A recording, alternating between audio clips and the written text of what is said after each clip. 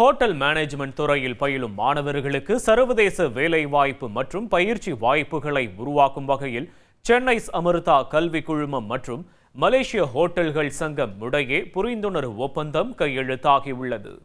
மலேசியாவில் 1100க்கும் மேற்பட்ட ஹோட்டல்களை பிரதிநிதித்துவப்படுத்தும் அந்த அமைப்புடன் மேற்கொள்ளப்பட்ட இந்த ஒப்பந்தத்தின் மூலம் உலகளாவிய அனுபவத்தை ஆண்டுதோறும் 1000க்கும் மேற்பட்ட மாணவர்கள் பயிற்சி மற்றும் வேலைவாய்ப்பு வாயிலாக பெறுவார்கள் என தெரிவிக்கப்பட்டுள்ளது.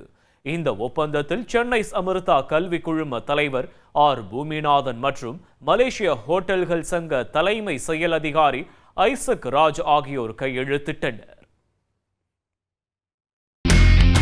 இனி செல்லும் இடமெல்லாம் செய்தி. தந்தி டிவியின் வாட்ஸ்அப் சேனலை ஃபாலோ பண்ணினா செல்ல இருக்கும் இடமெல்லாம் செய்தி.